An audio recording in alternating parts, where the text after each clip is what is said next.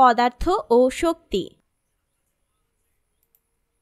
শক্তি কোনো কিছু করার সামর্থ্যই হলো শক্তি। আমরা সকল কাজে শক্তি ব্যবহার করি। শক্তি কি?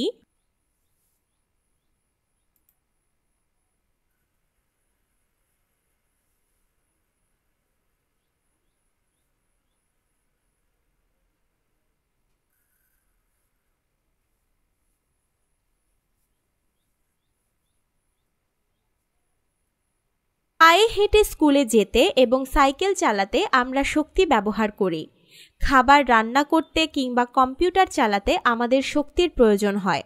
শক্তি ব্যবহার করেই গাড়ি চলে।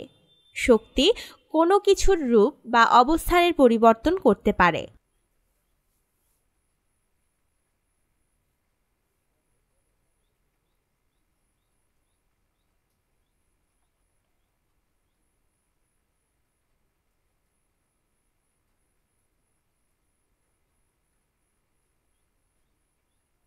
শক্তির রূপ। শক্তির বিভিন্ন রূপ রয়েছে, যেমন শক্তির বিভিন্ন রূপ। বিবরণ। উদাহরণ: বিদ্যুৎ শক্তি, বৈদ্যুতিক বাতি এবং পাখা, টেলিভিশন, ওয়াশিং মেশিন ইত্যাদি চালাতে এই শক্তি ব্যবহৃত হয়। যান্ত্রিক শক্তি কোনো চলমান বস্তুর শক্তি হল এক ধরনের যান্ত্রিক শক্তি, যেমন বায়ুপ্রবাহ একটি যান্ত্রিক শক্তি, কারণ এটি বায়ুকল চালাতে পারে। এছাড়া চলমান গাড়ির শক্তিও যান্ত্রিক শক্তি। আলোক শক্তি বিভিন্ন ধরনের আলো সৃষ্টি করতে সক্ষম যে শক্তি আমাদের দেখতে সাহায্য করে তাই আলোক শক্তি। এটি স্বচ্ছ বস্তুর ভিতর দিয়ে যেতে পারে। সূর্য, মোমবাতি, বৈদ্যুতিক বাতি ইত্যাদি থেকে আমরা আলোক শক্তি পাই। শব্দ শক্তি।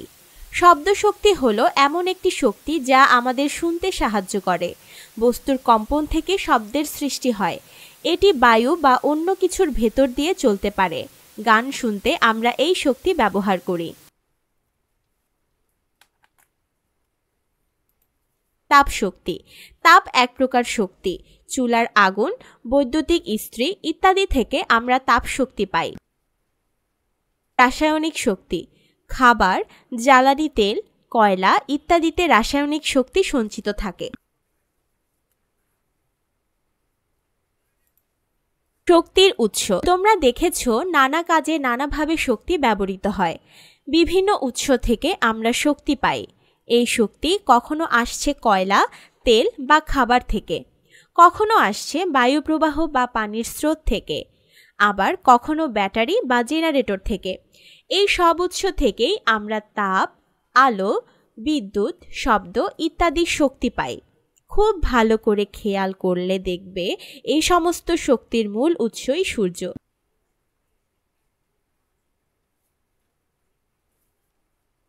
নিচের ছবিতে শক্তি কি কি উপায়ে ব্যবহৃত হচ্ছে তা খুঁজে বের করে শক্তির ব্যবহার, এর রূপ এবং উৎসগুলো ছকে লিখি। সহপাঠীদের সাথে আলোচনা করে কাজটি সম্পন্ন করি।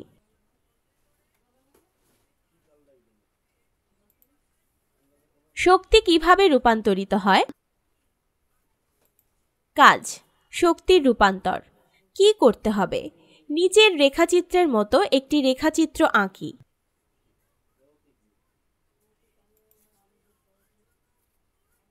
নিচের ছবি দেখে সূর্য থেকে পাওয়া শক্তির বিভিন্ন রূপ উপরের রেখাচিত্রে বসাই। কাজটি নিয়ে সহপাঠীদের সাথে আলোচনা করি। সারসংক্ষেপ।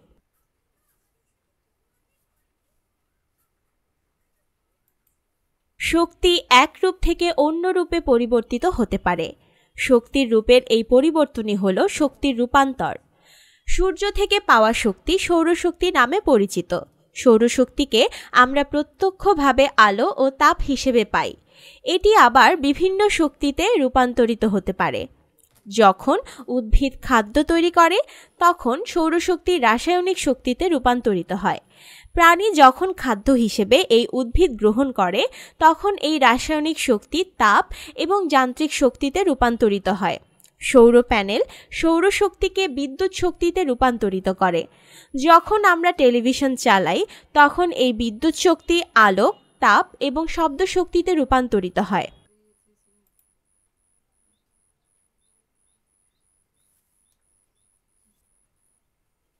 আলোচনা। আমাদের চারপাশে শক্তির রূপান্তর। আমাদের চারপাশে শক্তির রূপান্তরসমূহ খুঁজে বের করে তালিকা তৈরি করি। সহপাঠীদের সাথে আলোচনা করে কাজটি সম্পন্ন করি। শক্তি কিভাবে সঞ্চালিত হয়? কাজ: তাপ সঞ্চালন। কি করতে হবে? জমাট বাঁধা ঘি বা ডালডা, পাতলা ধাতব চামচ, ছোট পুঁতি, কাচের বাটি বা চায়ের মগ, স্টপওয়াচ বা হাতঘড়ি এবং গরম পানি নেই। নিচে দেখানো ছকের মতো খাতায় একটি ছক তৈরি করি। কোনটি কখন পড়বে? প্রথমে, মাঝে ও শেষে। কখন পড়েছে? পুঁতি ক, পুঁতি খ, পুঁতি গ। সমপরিমাণ ঘি বা ডালডা ব্যবহার করে পুঁতি 3টি চামচের হাতলে আটকাই। কাচের বাটিতে পর্যাপ্ত পরিমাণে গরম পানি ঢালি এবং তাতে আস্তে আস্তে চামচটির অগ্রভাগ ডুবাই। কোন পুঁতিটি আগে পড়বে তা অনুমান করে উপরের ছকে লিখি। ক, খ এবং গ পুঁতি চামচ থেকে কখন পড়েছে তার সময় পরিমাপ করে ছকে লিখি। কাজটি নিয়ে সহপাঠীদের সাথে আলোচনা করি। খালি হাতে গরম বাটি এবং চামচ স্পর্শ করলে হাত পুড়ে যেতে পারে। আলোচনা। উপরের পরীক্ষাটির ফলাফলের উপর ভিত্তি করে নিচের বিষয়গুলো নিয়ে চিন্তা করি। কোন পুঁতিটি প্রথমে পড়েছে? কেন? ধাতব চামচের মতো কঠিন পদার্থের মধ্য দিয়ে তাপ কিভাবে সঞ্চালিত হলো? সারসংক্ষেপ: শক্তি বিভিন্ন উপায়ে এক স্থান থেকে অন্য স্থানে সঞ্চালিত হয়। তাপ সঞ্চালন: উচ্চ তাপমাত্রার স্থান থেকে নিম্ন তাপমাত্রার স্থানে তাপের প্রবাহই হল তাপ সঞ্চালন। তাপ পরিবহন, পরিচলন এবং বিকিরণ এই 3 উপায়ে সঞ্চালিত হয়।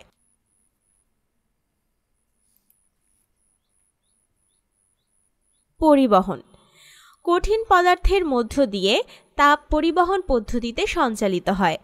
আমরা যদি গরম পানির পাত্রে একটি ধাতব চামচের অগ্রভাগ ডুবাই তবে খুব দ্রুতই চামচটির হাতল গরম হয়ে ওঠে। এর কারণ গরম পানির তাপ চামচের মধ্য দিয়ে সঞ্চালিত হয়ে চামচের গরম অংশ থেকে ঠান্ডা অংশে ছড়িয়ে পড়ে।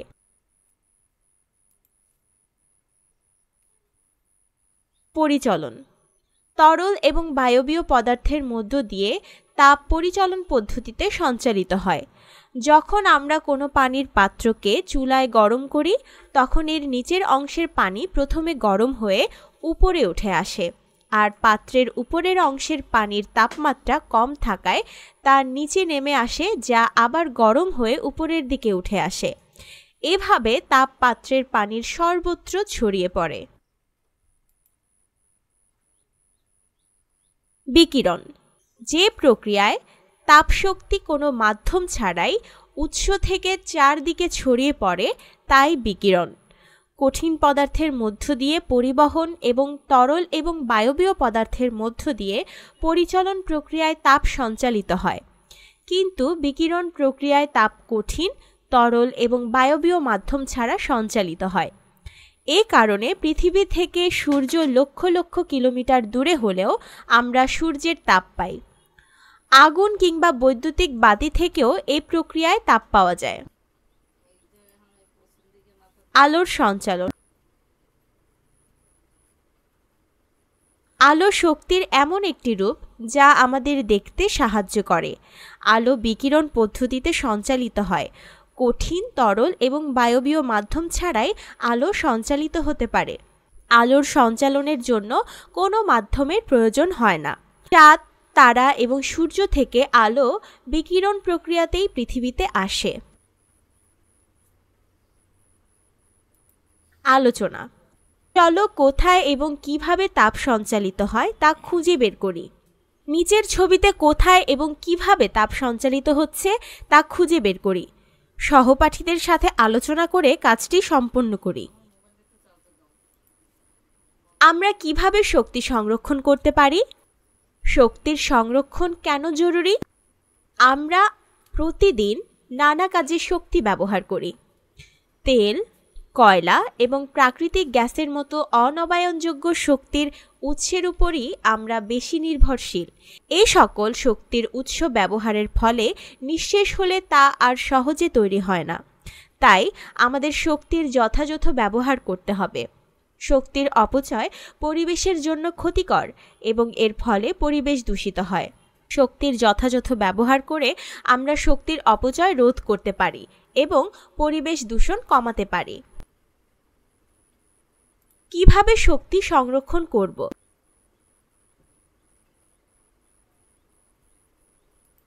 শক্তি সংরক্ষণের কিছু উপায় নিচে দেওয়া হলো। ব্যবহারের পর বৈদ্যুতিক বাতি এবং যন্ত্রপাতি সমূহ বন্ধ রাখা।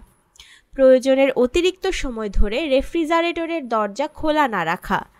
বাড়িতে ছায়ার ব্যবস্থা করার জন্য গাছ লাগানো। বাতি না জ্বালিয়ে পর্দা সরিয়ে দিনের আলো ব্যবহার করা। গাড়ির বদলে যথাসম্ভব পায়ে হাঁটা বা সাইকেল ব্যবহার করা।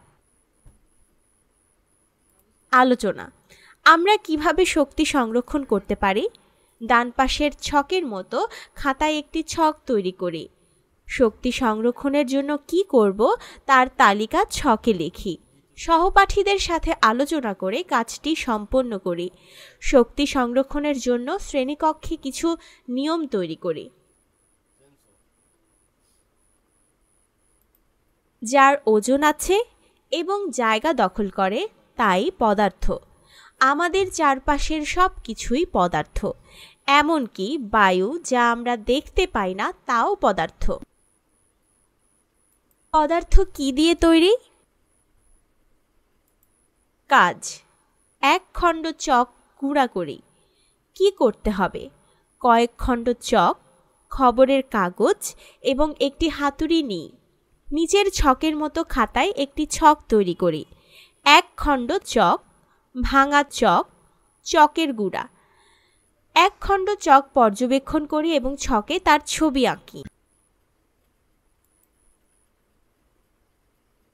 খবরের কাগজের উপরে চক খণ্ডটি রেখে হাতুড়ি দিয়ে ভেঙে ছোট ছোট টুকরা করি। ভাঙা চক পর্যবেক্ষণ করি এবং ছকে তার ছবি আঁকি। হাতুড়ি দিয়ে চকের ছোট টুকরাগুলো আরও ভেঙে মিহি গুঁড়া করি। চকের মিহি গুঁড়া পর্যবেক্ষণ করে ছকে তার ছবি আঁকি। আলোচনা। পর্যবেক্ষণের ভিত্তিতে নিচের বিষয়গুলো নিয়ে চিন্তা করি। তুমি কি মনে করো চকের মিহি গুঁড়া এবং চকখণ্ড একই?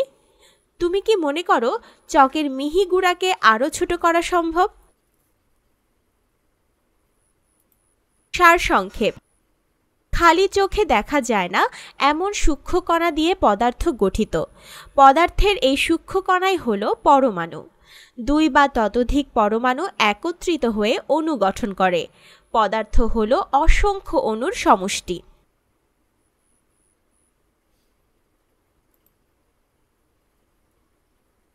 পদার্থের অবস্থা। পদার্থ কঠিন, তরল না বায়বীয় অবস্থায় থাকবে তা নির্ভর করে পদার্থের অণুগুলো কিভাবে সাজানো, এদের মধ্যে বন্ধন কেমন তার উপর। পানি একটি পদার্থ। পানির তিনটি অবস্থা রয়েছে, যেমন বরফ, পানি এবং জলীয় বাষ্প। পানি অসংখ্য পানির অণু দ্বারা গঠিত। এই অণুসমূহ সবসময়ই গতিশীল। কঠিন পদার্থ যেমন বরফে পানির অণুসমূহ খুব কাছাকাছি থাকে এবং তাদের বন্ধন অনেক বেশি দৃঢ়। তরল পদার্থ যেমন পানিতে পানির অণুসমূহ যথেষ্ট কাছাকাছি থাকলেও তাদের চলাচল করার জন্য অণুগুলোর মাঝে অল্প কিছু খালি জায়গা থাকে। আবার বায়বীয় পদার্থ যেমন জলীয় বাষ্পে অণুসমূহ একে অপরের থেকে বেশ দূরে অবস্থান করে। বায়বীয় পদার্থের অণুগুলোর মাঝে অনেক বেশি খালি জায়গা থাকে, ফলে অণুগুলো দ্রুত গতিতে সর্বক্ষণ স্বাধীনভাবে চলাচল করতে পারে।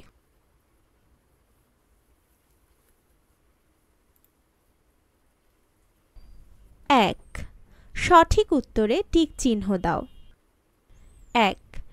নিচের কোনটি যান্ত্রিক শক্তি? 2. উদ্ভিদ খাদ্য তৈরি করতে কোন শক্তিটি ব্যবহার? 3. খাদ্যে নিচের কোন শক্তিটি থাকে?